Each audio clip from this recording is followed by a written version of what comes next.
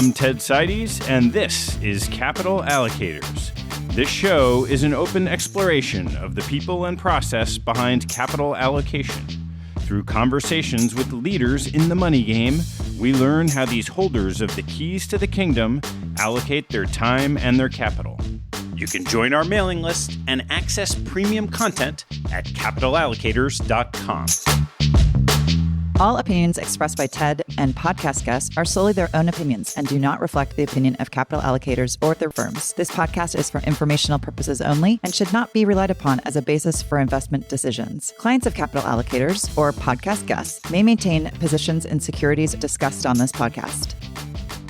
My guest on today's sponsored insight is Tim Lyne, the CEO of Antares Capital, a $65 billion private credit manager that began funding private equity-sponsored businesses in 1996.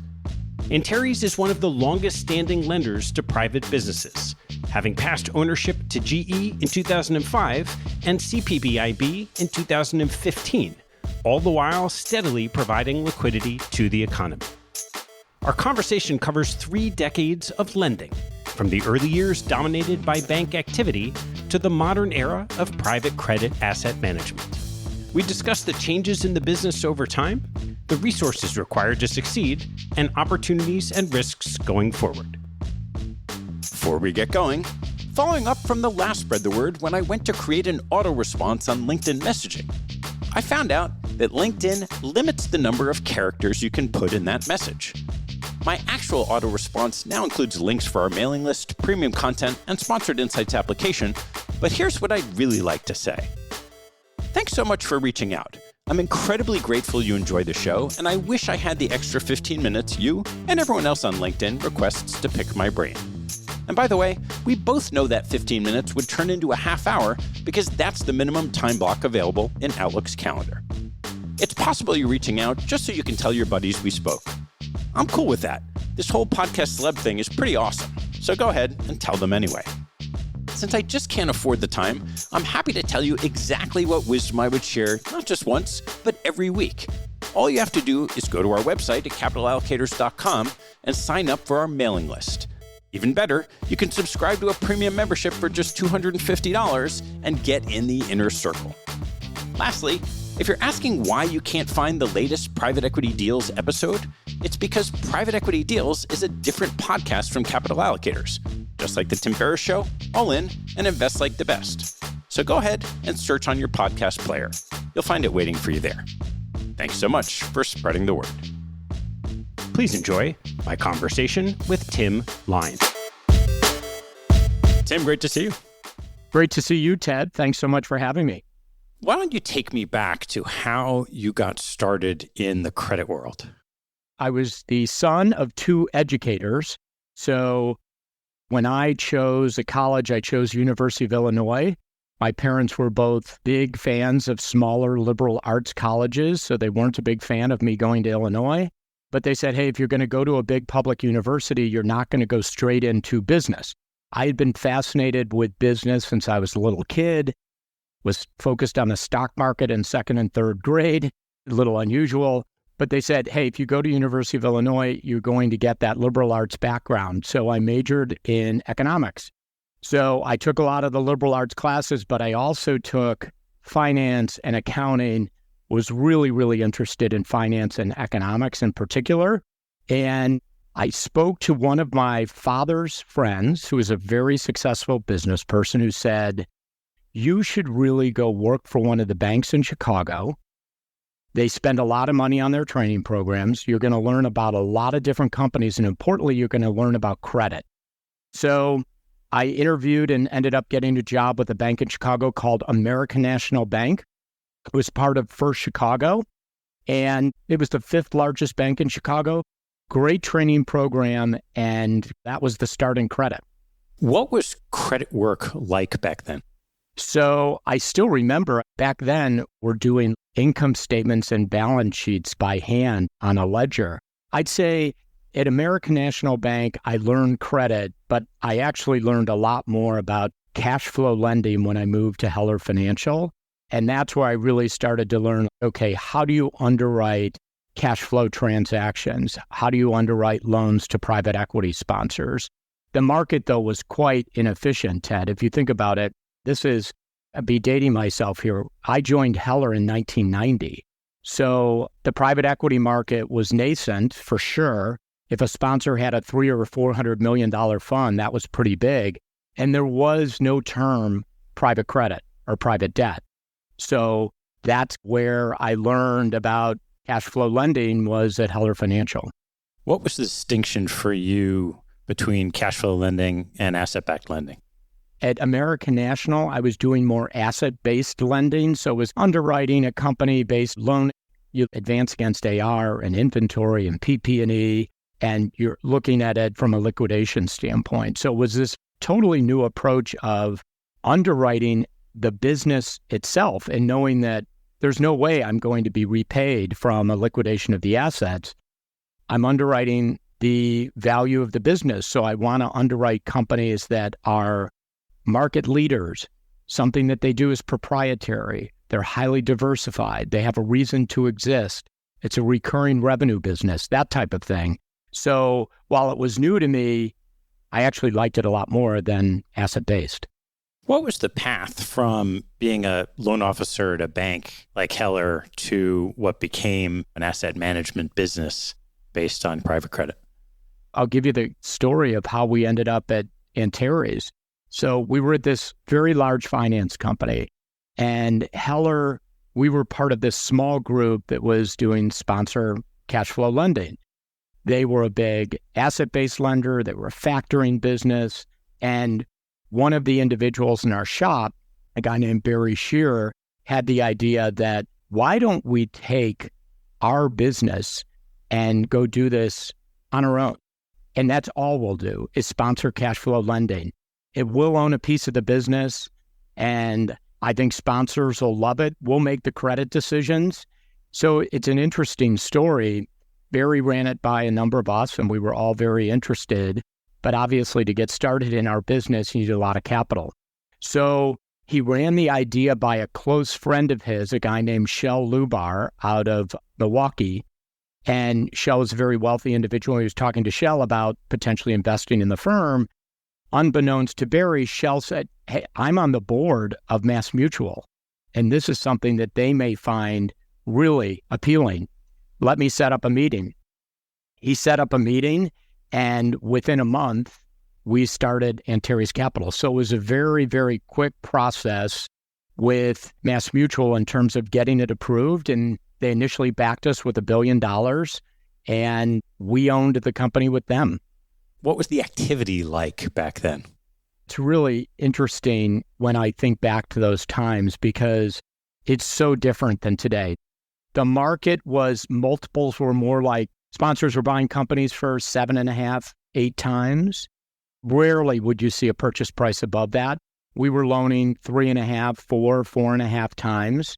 The pricing was actually quite good, but the competitive landscape was so different than it is today. So back then there were banks. And what's interesting is banks have come in and out of the market over time, but back then it was more the regional banks. So we competed with LaSalle Bank out of Chicago, Key Bank, even to a small extent for Chicago. We competed with some of the French banks. For some reason, the French banks were pretty strong back then. So it was BNP, Crédit Agricole, and Indus Suez. But it was an inefficient market. The syndication market was there.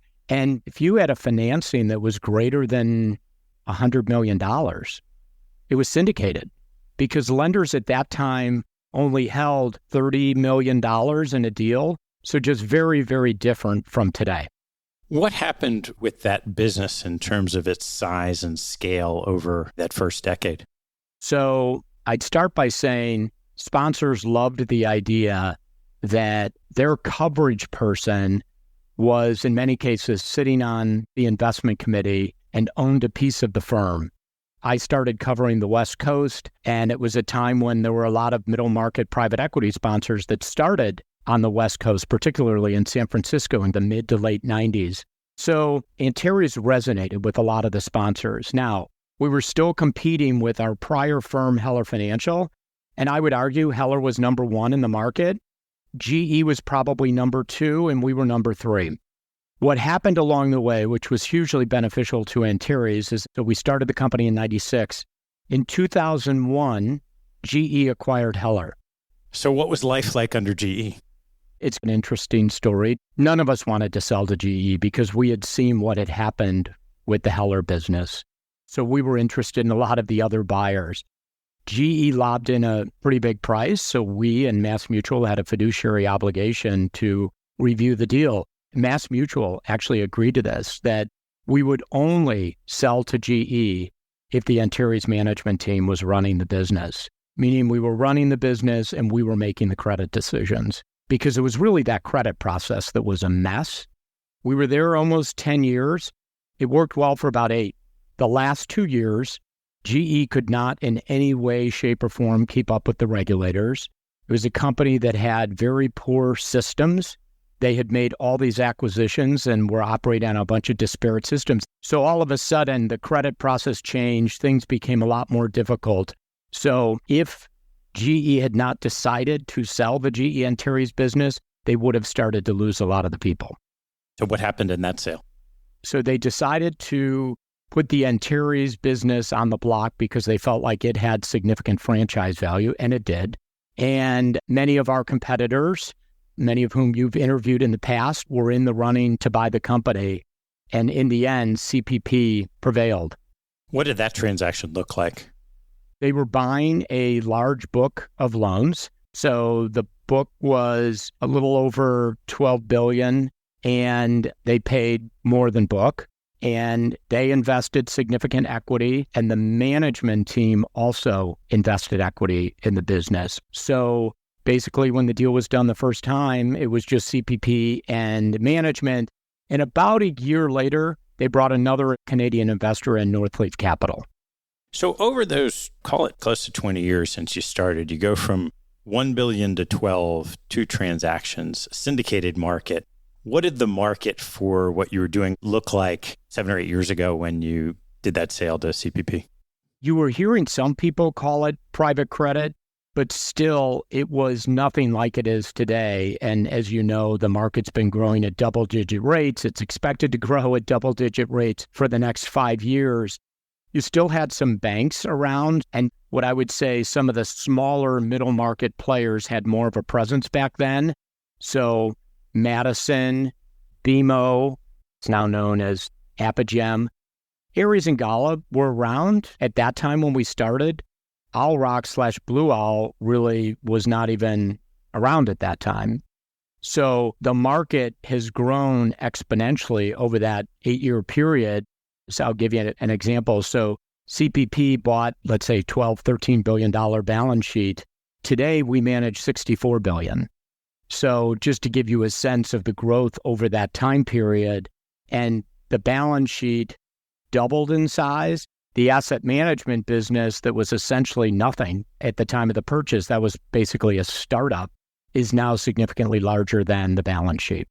When you grow the amount of capital you're managing, whether it's on balance sheet or in funds, how did the nature of the market change? You think of a syndicated market as everyone's in it together, right? You're trying to find the capital for the deals. Then there's so much capital that you can imagine there being competition, and you probably don't syndicate anything anymore. When did that start to shift in the market? So we had created the unitranche product when I was back at GE Antares. I actually led that effort. So we started that in 2010. And honestly, when we started the unitranche product, we really thought this is going to be an alternative financing vehicle for sponsors to use during periods of market dislocation. Had no idea that it would actually become this primary financing vehicle, which it has. In 2000, let's say 16, a $300 or $400 million unitranche was a pretty decent sized deal. By 2019, that was $600 million. And as you know today, it's multi-billion dollar unitranches. Lenders can hold north of $1 billion, but a lot of lenders in the private credit market hold $200, $300, $400, $500 million on a deal. So the evolution of the industry is this idea. At one time, people say, what's the EBITDA where a deal goes syndicated? At one time, it was 50 million, and then it became 75 million, and then it became 100. If a deal comes in our shop today, $100 million EBITDA company, there's a very good chance that's going to go private credit, not syndicated. You mentioned the asset size of Antares today. I'd love to hear how you've evolved into the breadth of activities that you participate in. When we started the asset management group, and we really didn't start raising outside funds for a couple years after CPP's purchase. So we closed our first SMA a few years after they purchased us, raised a couple multi-investor funds. We've raised significant separately managed accounts. I did a lot of research talking to others in the industry. One of the things I learned is, you might get paid a little bit less for the larger separately managed accounts with really large global institutional investors, but there's going to be economies gained with that as well. So it probably is going to be better to have, an example, 10 to 15 really, really significant separately managed accounts versus trying to manage 80 small ones.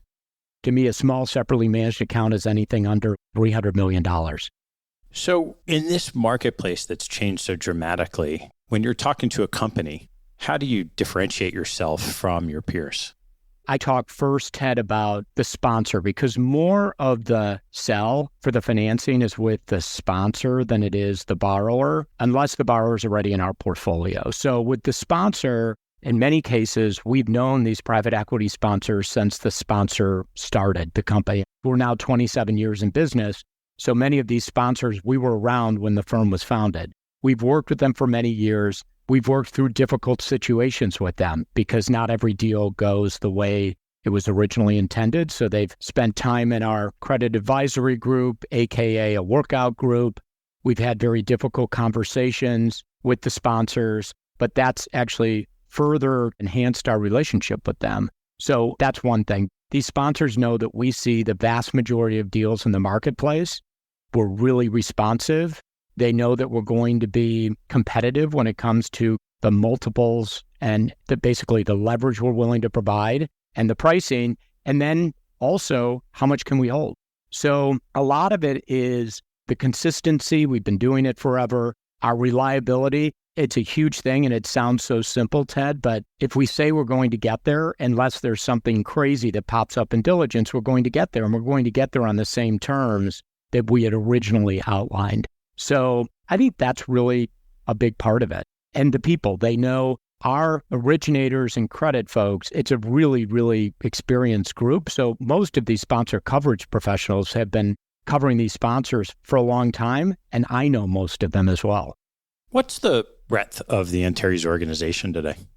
So we have 435 employees, and it's about evenly split between what I would call the front end and the infrastructure side of the business.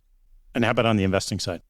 It's essentially half. Half the business is front end. Front end would be originators that call on sponsors, the underwriting team that's underwriting the new deals, portfolio management team that's both managing the deals and doing a lot of work on industries. So each portfolio manager covers a specific industry, goes in depth on that industry, knows what's going on in that industry.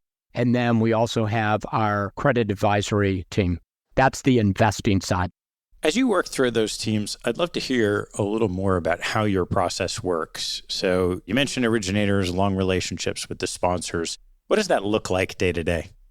Sure. So the goal of the originator is to gain trusted advisor status with the sponsor. So that means we want to be the first call on the last call.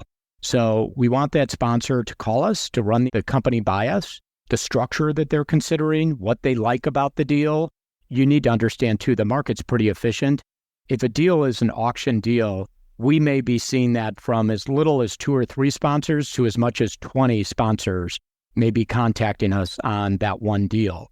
So we have a screening committee, very senior folks on the front end. So when I say the front end, I'm talking about originations and credit professionals that are evaluating the deal. So basically, the best way to think about the originations team and the credit team, they're investors. It's our investment team. They're looking at it and determining, is this a company we want to finance? And if so, what do we think the appropriate leverage multiples are and how would we price it? But they also really dig in and say, okay, it's early on. It's an investment banking book. The investment bank is going to sell. It's all positive. From our side, we're lenders. There's downside risk. There's really no upside. So we're looking at it and saying, what are the major issues with that particular company? How do we think we're going to mitigate those? And then if it makes it through screening, we would do a little bit more work, take it to our investment committee. Assuming it goes well with our investment committee, we issue a proposal. If we win the deal, we continue our diligence, ultimately commit, and then close. That process, Ted, has not really changed in 20 plus years. So it's the same process, the rigor that's applied on every deal that comes in the door. And there are deals that come in and where our originator doesn't even need to take it to the screening committee because he or she just knows up front, we're not going to do this deal. When you go from, in the old days, a sponsor to as many as 20 looking at a deal, I'd love to hear more about the information that comes to you, particularly when you have many sponsors looking at the same deal, and what that does to your ability to understand the company and underwrite the risk. It can get a little tricky if a couple sponsors are doing additional work and trying to win a deal at the very end, trying to gain exclusivity. And normally that's only down to 3. And maybe they're doing a lot of diligence work that they're paying for. And if they lose the deal, they're out of pocket. That's where you may need to create trees because one sponsor may be sharing information that shouldn't benefit the others, i.e. they're doing a consulting report with McKinsey or Bain. But other than that, you're basically working off of a investment banking book, and then our investing team puts together a list of questions. And they're going through those questions with sponsors. But until such time that you really would need to have people tree off, it's the core, the originators covering their sponsors. The investing team or credit team is the same team. So let's say that's 4 or 5 people from associate up to managing director. They are taking in all of the information, getting answers to all of their questions to make a really informed decision. How much different information would you get compared to the other lenders that sponsors may be showing the same deal? I think it's a pretty efficient market. What we may gain is if we're going to be seeing the deal from more sponsors. So maybe some of our competitors are seeing it from 4 or 5 and we're seeing it from 8. And a couple of the ones that we're seeing it from have operating partners that bring expertise.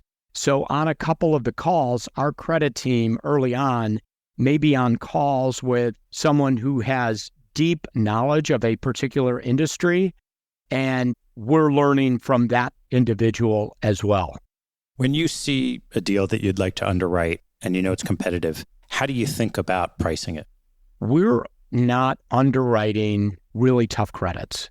We're not a distress shop. So we're underwriting really solid market-leading businesses. So maybe on the spread, there could be a 25 basis point difference, and maybe on the fee, 25 to 50 basis point difference between different lenders competing for a deal. You have a bunch of really experienced people on our investment committee, our investing team, all looking at it saying, here's where I think we need to be to win the deal. It's a bit of a give and take in terms of the deal and the pricing. Up until the last, call it, year and a half, there was just an abundance of capital and deals getting done, and obviously the boom in private credit. As you're going through that period of time, how do you think about where you're a price taker and where you're a price maker? There certainly were periods of time, Ted, where from a relative value standpoint, you look at it and you just say, wow, the competition out there, we knew about a number of lenders that had pulled back. They were short on capital. You're very aware of what's going on in the market. You begin to hear those types of things. You're surprised to see that, hey, someone else isn't showing up on this call. They're not competing for the deal. So in those cases, you look at it and you say, wow, I think that our pricing on this deal can be 50 basis points higher than it may have been, 75, 100 basis points higher than it may have been in a very hot market. And I hate the term price taker, to be honest, because if we don't feel or believe that the pricing on a deal, the risk rewards in line, we're just not going to do it. So I look at it and say, we're going to make that decision on each deal that we're doing. And on some deals, yes, the market's moved up. There's less competition. We're going to receive some enhanced pricing. So is everyone else that's doing that deal. How do you build a portfolio out of all these companies that come through the door? We've been doing it for 27 years, and the way we approach it is very diversified and defensively oriented portfolios. Generally, we're trying to make portfolios as diverse as possible, diverse by obligor concentration, so generally low, 1%, 2%, 1% even better. Diversified in terms of industry for sure. So our largest industries are healthcare software and business services. They're about 50% of our portfolio. So that's the idea. That's how you build it. So today, that portfolio, if you take all the companies that we finance today, it's about 480 companies. When you have that broad of a mix of businesses, how do you integrate what's happening in the economy through what you're seeing in the businesses with some of the decisions that you're making? So it's a combination of investment committee that's making the real-time decisions on deals and our executive committee. Our business today is a 24/7 business. Originators and the investor front-end folks are constantly providing us feedback on deals that are happening in the market. Particularly, let's say we lose a deal. So we're learning of the terms of that deal, reacting real time. Hey, was that an anomaly? Is that maybe some new lender in the market just trying to gain share? Or has the market really moved that much? That's on the investor side. We have a portfolio of 480 companies, so we're able to see what's going on in a bunch of different industry sectors. That makes us much better investors on the front end because so many of these companies that are coming in, one of the first things the team does is look at comparable companies in our portfolio to see, okay, what has revenue been growing? What are margins? What's CapEx? So that helps us make informed decisions. And then at our executive committee level, it's a combination of talking about just competitive dynamics, fundraising, what's changing in the environment. So investment committee meets 3 official days a week. They typically meet 5 because there's deals that pop up. Our executive committee meets once a week, but we're talking to each other every day because we have to provide each other with feedback that we're learning in the market to make better decisions. How has your process changed as you've scaled the business? I think it'd be really tough today to be a player in private credit that's $1 billion or a $5 billion or even a $10 billion player. It's tough to make it work. So you need to be a player of scale. Is it more complex than it was 20 years ago? Sure. But we've set up the company to address that. So I would argue that this is a business that actually becomes easier the bigger you become because there are significant economies of scale on the infrastructure part. And honestly, even on the front end, as you grow this business and have more AUM. As the economic winds are shifting a little bit these days, I'd love to walk through some of the opportunities and risks you're seeing. Where are the areas that you're excited about? In the base direct lending business, just really excited about how much I think that's going to grow. So I think at the very top, you're going to have private equity penetration of middle and upper middle market companies in North America just continue to grow. So McKinsey will say that that's maybe 12% today.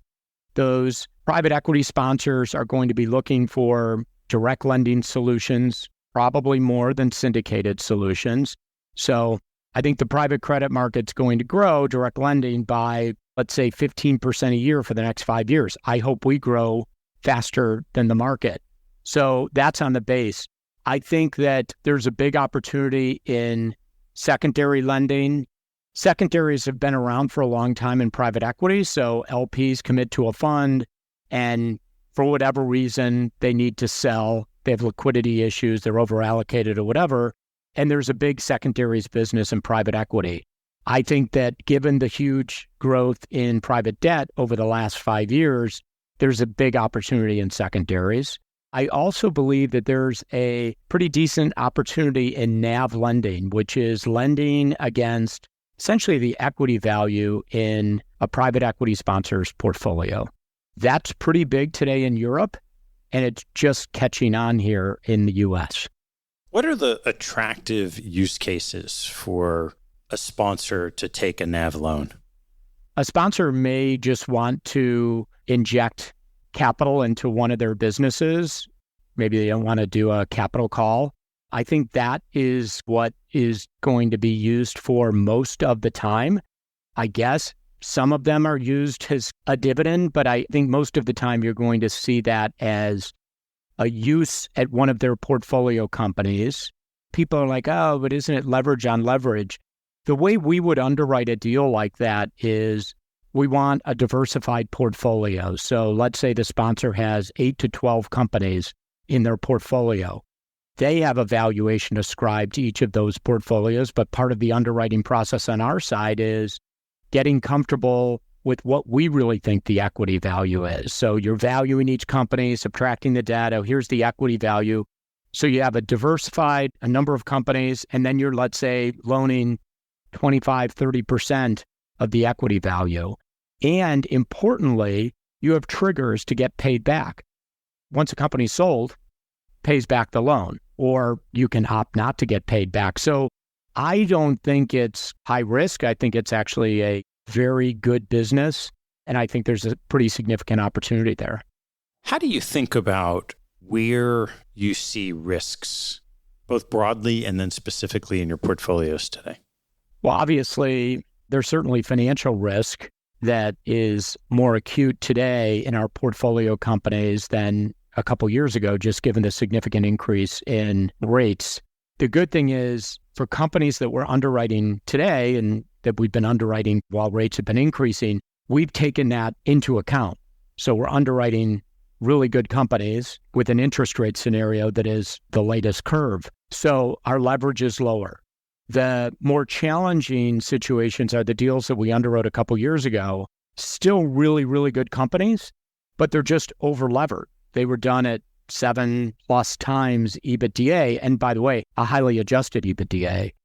So the risk there is companies are struggling with meeting their interest or fixed charges. And what we do there is we have those conversations with the sponsor. We're way ahead of it. We do a deep dive. We've done a liquidity analysis on all the 480 companies in the portfolio. How much cash do they have on hand? What's their revolver availability? How much cash is coming in, going out?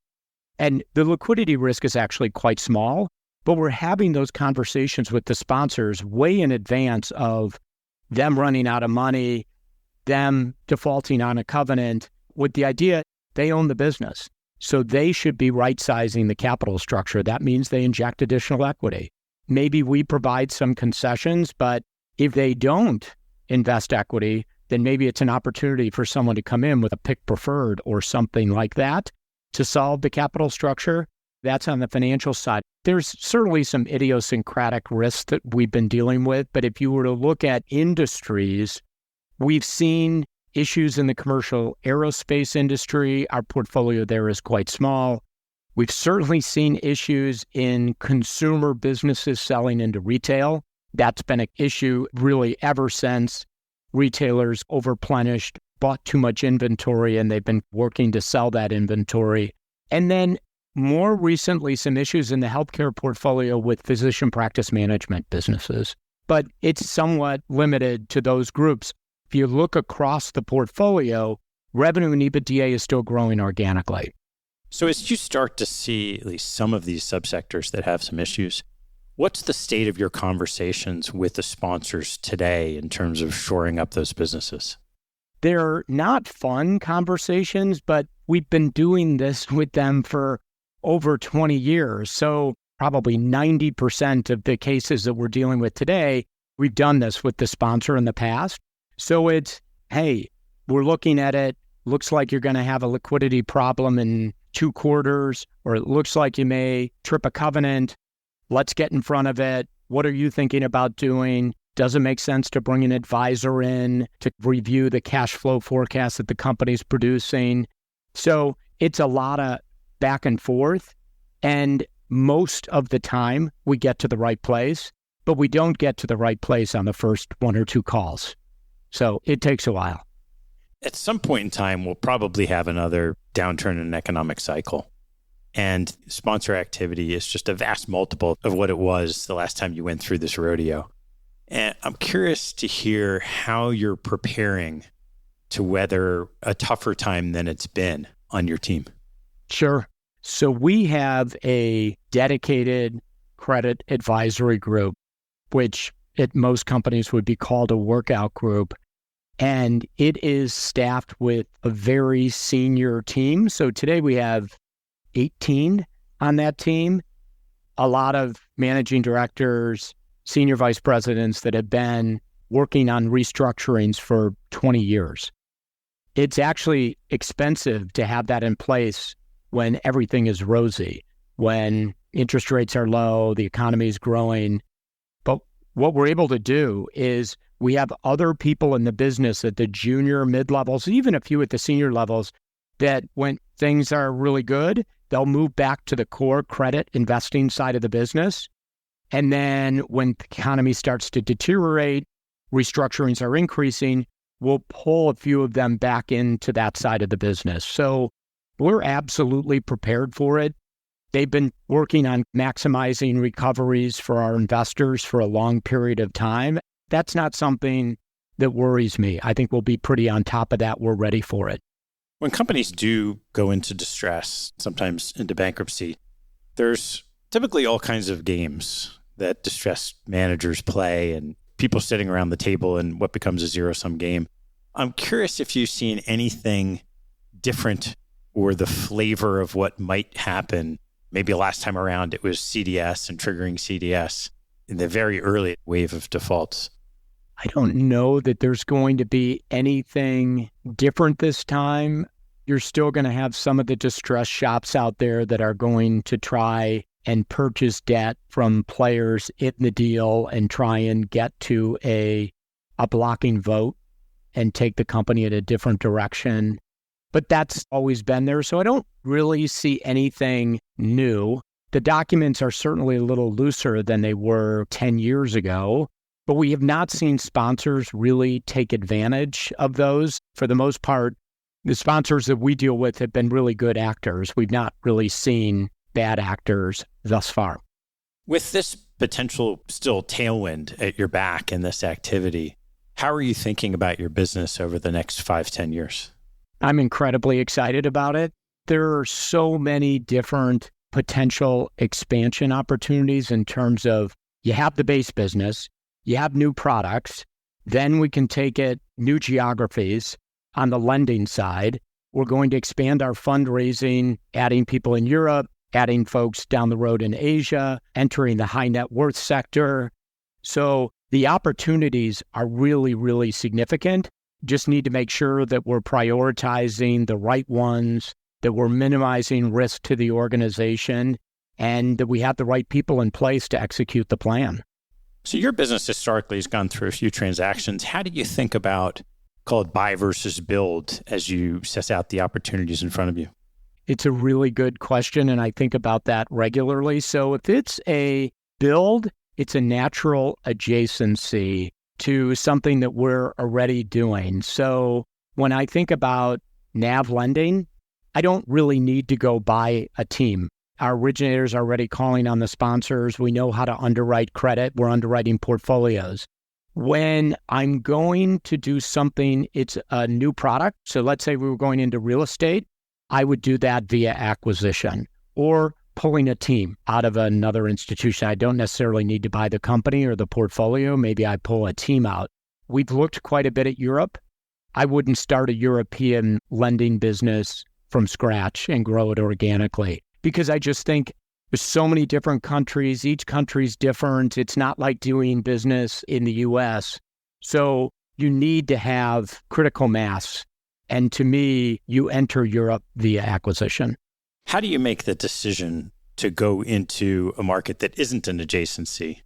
So we look at some of the growth plans for our business and the tenants. How is it that we really want to grow the business? And we have a very detailed strategic plan on different, whether it's real estate, infrastructure, all those different opportunities. And in most cases, those would occur via acquisition, new product line like that. So the investment banks know that we're looking to enter the space. Then it's really finding the right company that actually really knows how to underwrite risk, and importantly, has a culture that we feel will work with our culture. Because I feel our culture is quite unique, really, really collaborative team. We don't work in silos. So I think culture is incredibly important in order to make those acquisitions work effectively. What is it that's kept your team together for so long? We bring different things to the table and huge respect for each other. I thank them for being my partners. I learned a great deal from them. I hope that they've learned a great deal from me. We built a pretty significant business over a long period of time. And like I said, everyone had a role in building it, but each of them brought something a little bit different to the table. So it's been a great experience. A lot of times when you go through some type of stake transaction, there can be a meaningful windfall for the original partners. There could be different restructuring of equity going forward. I'm curious, as you've gone through these different transactions and been at this for so long, what are the different ways you've seen to continue to align the interests of the people on your team? If you're a credit business, think about it. There needs to be incentives to have losses as low as possible, but generate new business and deals that we really want to do and generate fee income and raise money. So you have salary, bonus, carry, and equity ownership. Equity ownership, I think, is quite important because as the firm grows, you want your team to see significant growth in their equity value. I think that's hugely important. And thus far, we've been able to get it right. Great. Tim, I want to make sure I get a chance to ask you a couple closing questions. What is your favorite hobby or activity outside of work and family? Skiing, for sure. Family, 3 kids and a wife, we all love to ski. What's one fact that most people don't know about you? So I would say that I think most people think of me as an extrovert, but I need to work it. It's not as natural as people would think. So how have you gone about doing that? I challenge myself all the time. So it's interesting. I'm very comfortable in front of large crowds. I'm comfortable on a panel. I'm comfortable meeting with sponsors, investors, but I'm not comfortable walking into a room of 70 people and just working the room, but I make myself do it. How have you gotten yourself to do it? I think about one of the things that my parents taught me growing up. It was all about work hard, perseverance, determination, and never giving up. So whether it was in school, a class, a sport, there simply wasn't an answer like, hey, I'm not going to do this anymore. So throughout my career, I've looked at it and said, this is something I need to do. This is, for me, like a core competency. I need to be able to do this. So it's kind of forcing myself to do it. And the more I do it, the more comfortable I become. What's your biggest pet peeve? I'd say a non-investment pet peeve, drives me crazy, is people that don't listen. So people that interrupt me, it drives me absolutely crazy because what I know when they're interrupting me is they're not listening to me. And I truly think that listening, especially as a CEO, president, senior manager at any company, if you have a lot of really smart people around you and you ask really good questions and you listen to the answers, you're going to learn a lot. Which 2 people have had the biggest impact on your professional life? So I mentioned at the beginning that my parents were educators, so I really needed to learn the business side from someone else. My aunt was a very successful businesswoman. She was a CEO of a very large hospital in Chicago. So she was around us quite a bit growing up, constantly talking to me about the stock market, talking to me about what the census was at her hospital that day. What is the challenge on the insurance side? Challenges with her management team.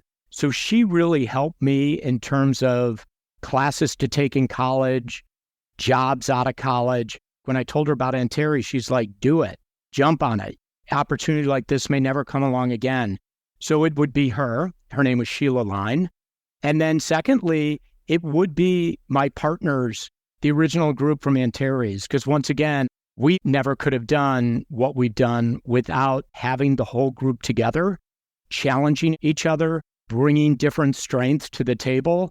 So I wouldn't be in this position today without that team. What's the best advice you've ever received? Never, ever rest on your laurels. So my belief is that you constantly need to be moving, adapting, innovating, evolving, because if you're not, your competitors will, and you're going to fall behind.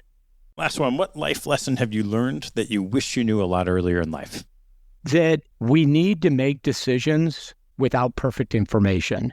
So given my very analytical background, early in my career, it was, well, you know what? I don't have 100%. I'm just going to analyze more. I'm going to research more. And what I realized was you're never really going to have perfect information to make a decision. So again, going back to the listening, it's you have to have the analysis. You have to surround yourself with really, really bright people, ask the right questions, be incredibly inquisitive, listen, ask more, and then ultimately make the decision. And I think the only other thing I'd say that is something I learned probably later in life is how important it is to have a positive mental attitude. I truly think that it just makes, from both a personal and a professional level, it leads to just a much better life. On the professional side, if I have a positive attitude, and I'm a credit person, so in general, I'm looking for the downside. If I didn't have that positive mental attitude, it'd be more difficult for me to actually see the upside in opportunities, in new businesses, and so forth. And then I try and impart that positive mental attitude throughout the firm, and especially with my executive team. I really do believe that it makes a big difference. Well, Tim, thanks so much for sharing this long history and what's become the private credit business. Thank you very much, Ted. I appreciate it. Thanks for listening to this Sponsored Insight. Sponsored episodes are paid opportunities for another 12 managers a year to appear on the podcast. If you're interested in telling your story in front of the largest audience of investors in the industry, please email us at team@capitalallocators.com to apply for one of the slots.